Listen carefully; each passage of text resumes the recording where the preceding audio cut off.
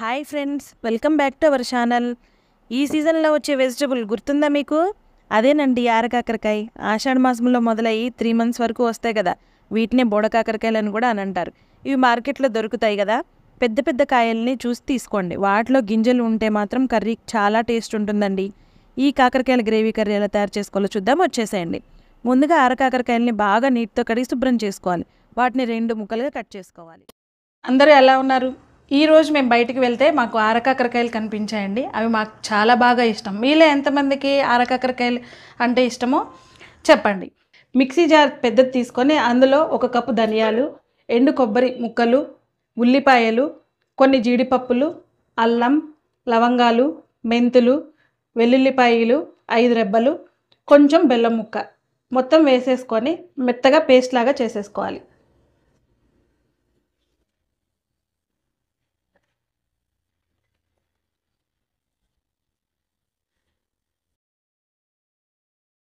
తగినంత సాల్ట్ కూడా వేసుకోవాలి, టేస్ట్కి తగినంత.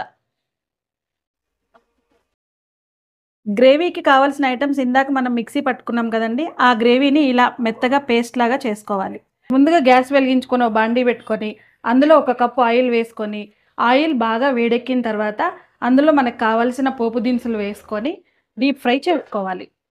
ఆ పోపు దినుసులు బాగా వేగిన తర్వాత అందులో మనం సన్నగా కట్ చేసుకున్న ఆనియన్ ముక్కల్ని వేసుకొని డీప్ ఫ్రై చేసుకోవాలి. వేసుకోండి.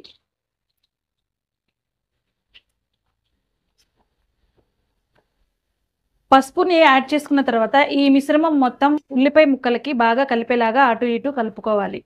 ఆనియన్స్ కొంచెం వేగిన తర్వాత మనం కట్ చేసి పెట్టుకున్న ఆరకాకరకాయ ముక్కల్ని అందులో వేసేసుకోవాలి. కాకరకాయ ముక్కలు వేసేసిన తర్వాత మనం మెత్తగా పట్టుకున్న పేస్ట్ ఉంది కదండి, గ్రేవీలో వేసేసుకోవాలి. ఎవరి టేస్ట్కి వాళ్ళకి స్పైసీ కావాలనుకుంటే కారం కొంచెం ఎక్కువ వేసుకోండి, తక్కువ కావాలనుకుంటే తక్కువ క్వాంటిటీ వేసుకోండి. ఒక విషయం ఇక్కడ గుర్తుంచుకోండి, ఈ ప్రాసెస్లోకి మనం వాటర్ కలపకూడదండి. పాలు 1/2 లీటర్ వరకు పాలు తీసుకొని ఇందులో పోసేసుకోండి. స్క్రీన్ పైన చూపిస్తున్నట్టుగా కొంచెం బెల్లాన్ని కూడా ఇందులో యాడ్ చేసుకోవాలండి. ఇందులో నేను బెల్లం వేసా కదండి, ఒకవేళ ఎవరికైనా షుగర్ అట్లాంటివి ఏమైనా ఉంటే కనుక తాటి బెల్లాన్ని కూడా యూస్ చేసుకోవచ్చు. ఈ మిశ్రమాన్ని అంతటి కూడా స్క్రీన్ పైన చూపిస్తున్నట్లుగా బాగా కలిపేసుకోవాలి. మనం పాలు పోసాం కదండి, అందులో బాగా లోపలికి మునిగేంత వరకు ఇలా కలుపుకుంటూ ఉండాలి. అనుకుంటే 1 గ్లాస్ ఆఫ్ వాటర్ పోసుకోండి చాలు.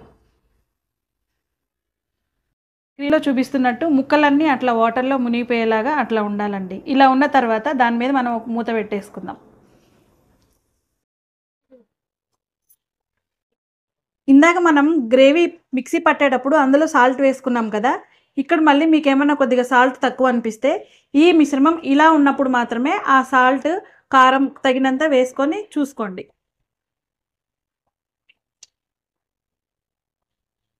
టేస్ట్ చూసుకొని తగినంత సాల్ట్ వేసుకోండి. కాకరకాయ ముక్కలు ఈ వాటర్లో ఇట్లా బాయిల్ అయ్యేలాగా చూసుకోండి. ఇందులో కొంచెం మనం 1 కప్పు మీగడ, పాలపైన మీగడ ఉంటుంది కదా, ఆ మీగడ కూడా వేసుకోండి. గ్రేవీ చాలా బాగా వస్తుందండి, టేస్టీగా కూడా ఉంటుంది. ఇప్పుడు టేస్ట్కి తగ్గట్టుగా సాల్ట్, కారం వేసాం కదా, కొంచెం 1 కప్పు మీగడ కూడా వేసాం కదా, ఇది మొత్తం ముక్కలన్నిటికీ కూడా బాగా కలిసిపోయేలాగా, గ్రేవీ అంతట్లో కలిసేలాగా బాగా పైనుంచి కిందకి అన్ని ముక్కలు కలిసేలాగా కలుపుకోవాలి.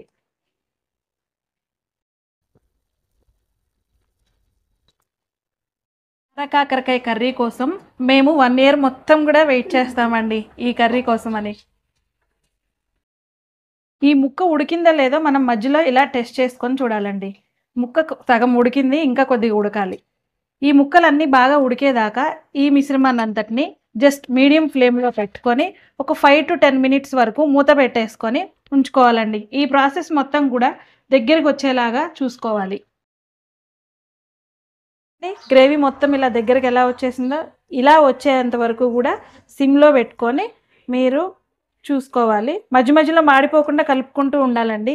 అంతేనండి, ఎంతో టేస్టీ ఎమ్మి రుచికరమైన ఆరకాకరకాయ గ్రేవీ కర్రీ రెడీ అయిపోయింది. దీన్ని పరోటాలో కానీ, చపాతీలో కానీ, వేడివేడి అన్నంలో కానీ తింటే సూపర్ ఉంటుందండి టేస్ట్ అయితే. లో అయినా రోటీస్ నాన్ దేనిలో అయినా కానీ ఈ గ్రేవీ కర్రీని పెట్టుకొని తింటే సూపర్ ఉంటుందండి, చాలా టేస్టీగా ఉంటుందండి. మీరు కూడా ఈ గ్రేవీ కర్రీ తయారు చేసుకొని ఎలా ఉందో నాకు కామెంట్ సెక్షన్లో కామెంట్ చేయండి ప్లీజ్. ఈ వీడియో కనుక మీకు నచ్చినట్లయితే లైక్ చేయండి, షేర్ చేయండి, సబ్స్క్రైబ్ చేసుకోండి friends. Thank you for watching.